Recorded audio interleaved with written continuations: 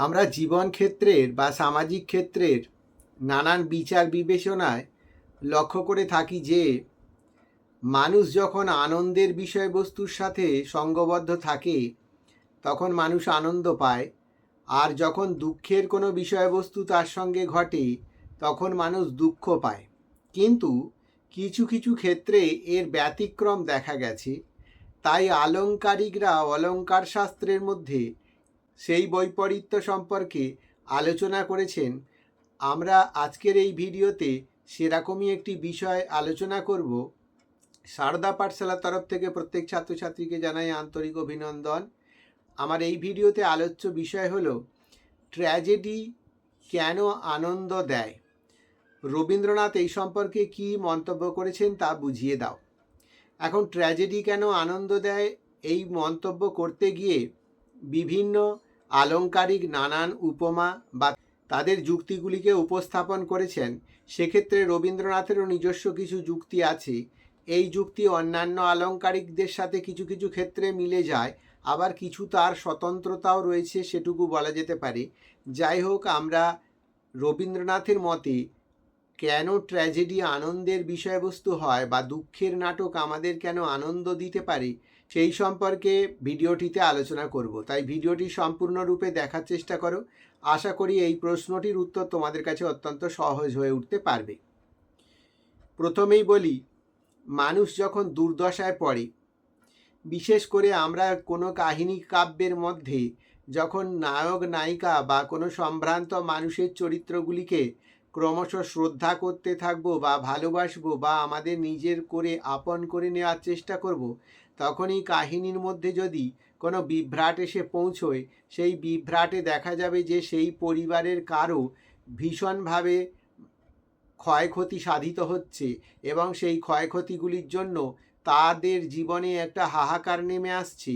তখন আমরা তাদের সাথে বেশ কিছুক্ষণের নাট্যিক পরিবেশে থাকার জন্য আমরা একেবারে তাদেরকে নিজের মতো করে নিয়েছি। ফলে তাদের দুঃখ দুর্দশা যন্ত্রণাতে আমরা স্বাভাবিকভাবেই দুঃখ বা বেদনা বা যন্ত্রণার উপলব্ধিতে উপস্থিত হব। কিন্তু এই উপস্থিত হওয়া সত্ত্বেও আমাদের কিন্তু সর্বসাকুল্যে বা সর্বশেষে আমরা আনন্দের একটা ঢেউ আমাদের হৃদয়ের মধ্যে অনুভব করতে সক্ষম হব। তার কারণগুলি সম্পর্কে রবীন্দ্রনাথ যে মন্তব্যগুলি করেছেন, আমি সেগুলিকে বাস্তব উদাহরণের দ্বারা বোঝাবার চেষ্টা করছি। 1, 2, 3 করে তোমরা একটু বোঝো, তাহলে পরে তোমাদের কাছেও বিষয়টি পরিষ্কার হবে। প্রথম ব্যাপার যেটা বলতে হয়, নিজ মনোভাবনার সংকীর্ণতা থেকে ঊর্ধ্বে উত্থাপন।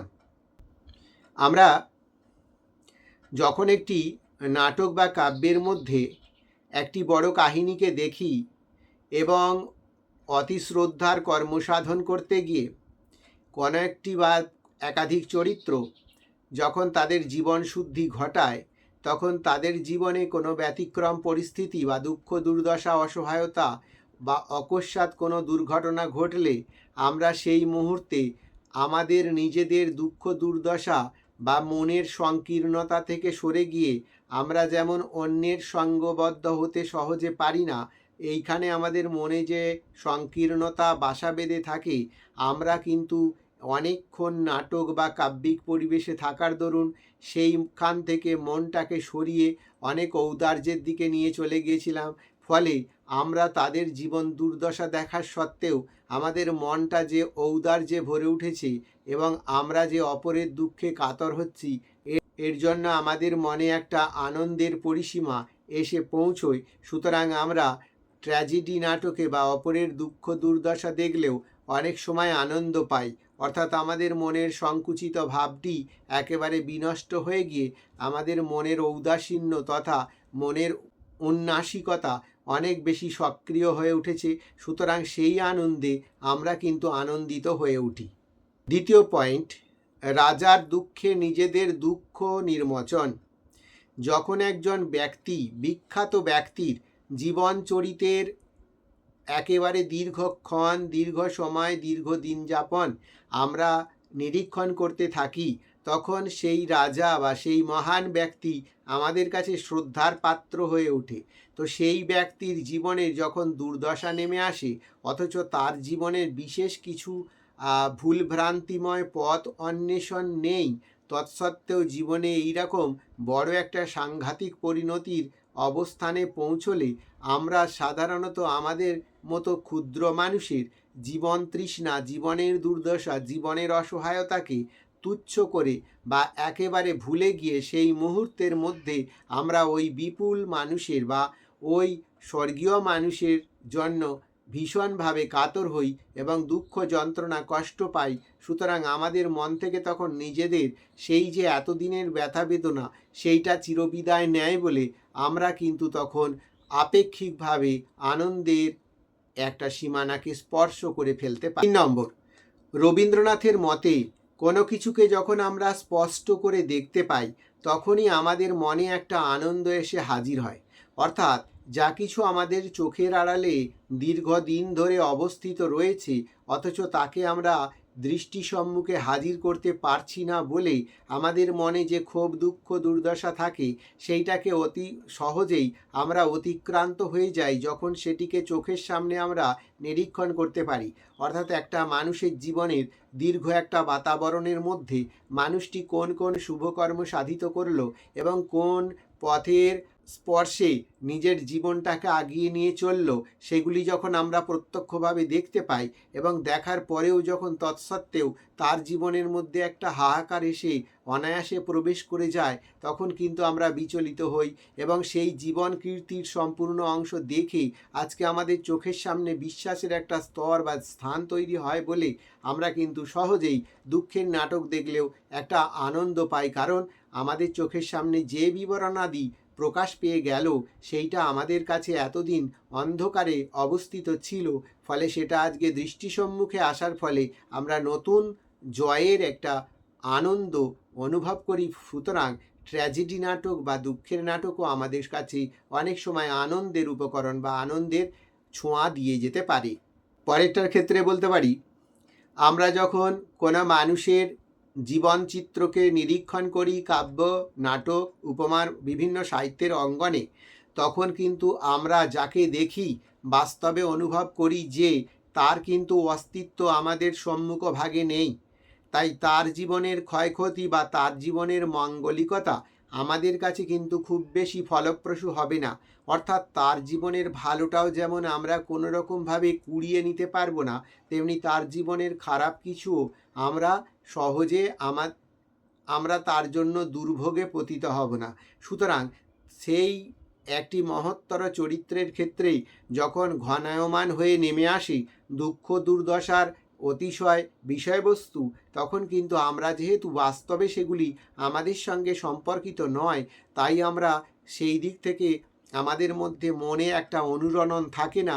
তাই আমরা অনায়াসে এই বিষয়বস্তুকে দেখে যতটা বেশি দুঃখ পাওয়ার কথা, যতটা বেশি কান্নার মধ্যে ভেঙে পড়া উচিত তা না হয়ে বরঞ্চ আমরা কিছুটা স্থির থাকতে পারি এবং নিজেকে সামলে নেবার ক্ষমতা অর্জন করতে পারি, কারণ আমরা জানি যে সেই বিষয়গুলি কখনো বাস্তবতার নিরিখে ধরা বাঁধা নয়।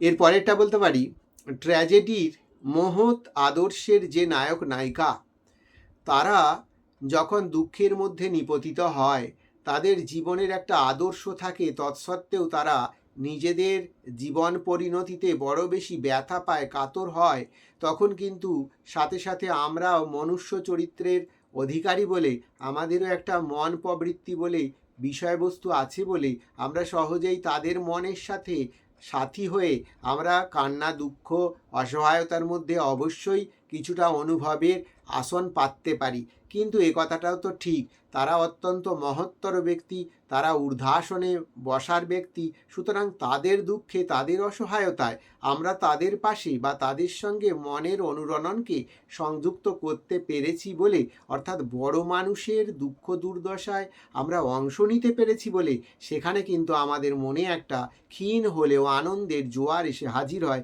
সুতরাং ট্র্যাজেডি বা দুঃখের নাটক যে আমাদেরকে বিশেষ আনন্দ দিয়ে যায় তার এইটি একটি বড় কারণ। পরেরটা, আমরা জানি ট্র্যাজেডি গুরুগম্ভীর নাটক, সেখানে ভাষার সুবিস্তীর্ণ অঞ্চল, সেখানে ভাবনার অনেক উচ্চাঙ্গ পরিণতি অবশ্যই থাকে। সুতরাং আমরা সেই উচ্চ ভাষা, উচ্চ ভাবভঙ্গিমা তথা উৎকৃষ্ট শিল্পের সঙ্গে একাগ্র হয়ে যাই এবং সেই শিল্পের পুঙ্খানুপুঙ্খকে উপলব্ধি করবার চেষ্টা করি বা উপভোগ করি, সেই উন্নত স্থানে উত্তম পরিসরে আমরা গিয়ে সহজে পৌঁছাই বলে আমাদের মতো সাধারণ মানুষের মনে একটা আনন্দের অনুরাগ বা আমাদের একটা পরিতৃপ্তির অনুরাগ এসে পৌঁছয়। সুতরাং ট্র্যাজেডি বা দুঃখের নাটক শেষে আমাদের মনে দুঃখের পরিসর আনার থেকেও আনন্দের পরিসর কম এনে পৌঁছে দেয় না, এই কথা বলা যায় সহজে।